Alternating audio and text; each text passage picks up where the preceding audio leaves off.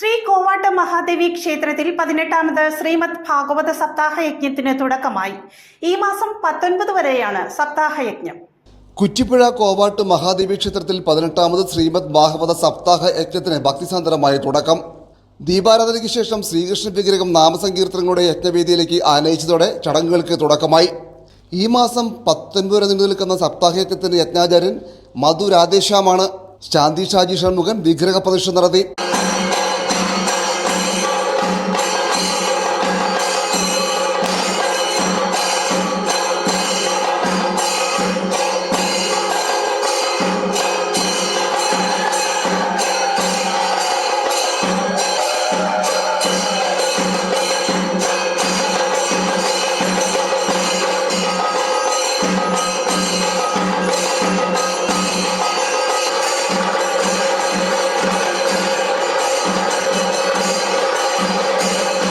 Chalakka Gurudeva trust president Sreedharan Jayakumar ഭദ്രദീപം തെളിയിച്ചു.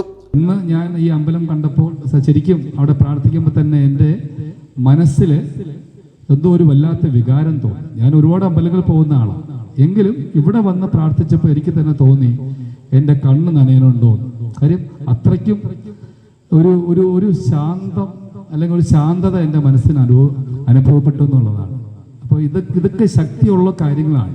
തുടർന്ന് നടന്ന യോഗത്തിൽ ചെയർമാൻ ടി.പി. രാധാകൃഷ്ണൻ അധ്യക്ഷത വഹിച്ചു.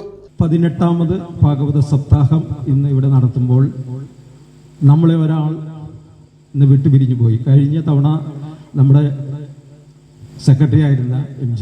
രുക്മാൻ ചേട്ടൻ അവർക്ക് നമ്മളെ വിട്ടുപിരിഞ്ഞു പോയി. അതിനുശേഷമാണ് ഉള്ള സപ്താഹമാണ് നടക്കുന്നത്. നമ്മൾ 18ാമത് ഭാഗവത സപ്താഹം നടത്തുമ്പോഴും 12 വർഷം കഴിഞ്ഞപ്പോൾ 3 വർഷം നമ്മൾ ദേവി നവാഹം നടത്തുകയുണ്ടായി. അതിനുശേഷം വീണ്ടും നമ്മൾ ശ്രീമദ് ഭാഗവത സപ്താഹം തുടർന്ന് നടത്തി വരുന്നു. ഇപ്പോൾ തുടർച്ചയായിട്ട് നമ്മൾ 15 തവണ ശ്രീമദ് ഭാഗവത സപ്താഹം നടത്തി കഴിഞ്ഞു.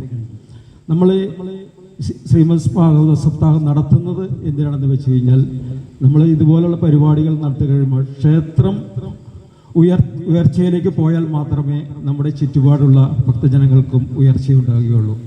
അല്ലെങ്കിൽ ക്ഷേത്രം അധപതിച്ച് പോയാൽ ചുറ്റുപാടുമുള്ള ആൾക്കാർ അധപതിച്ച് പോകും. നമ്മുടെ പഴയ തലമുറക്കാർ നമ്മുടെ ക്ഷേത്രം നമുക്കറിയാം. ഒരു കാലത്ത് എൻ്റെ കാലത്തുള്ളവർക്കൊക്കെ അറിയാൻ പറ്റും. കാരണം നമ്മുടെ ക്ഷേത്രം ഒരു ചെറിയ ഓടുമേഞ്ഞ ഒരു ക്ഷേത്രമായിരുന്നു. അത് അവർ വാർത്തു, ചിറ്റമ്പലം പടുത്തു. അതിനുശേഷം ഞങ്ങൾ വന്നതിന് ശേഷം കൊടിമരം, അതുപോലെ ഓഫീസ് കെട്ടിടങ്ങൾ, പിന്നെ നമ്മളെ ഓഡിറ്റോറിയം. Secretary T.A. ലൈജു സ്വാഗതം പറഞ്ഞു. ബാബു ചേർത്തല മഹാത്മ്യ പ്രഭാഷണം നടത്തി. ശിവനീരയിൽ V.V. രവി തുടങ്ങിയവർ സംസാരിച്ചു.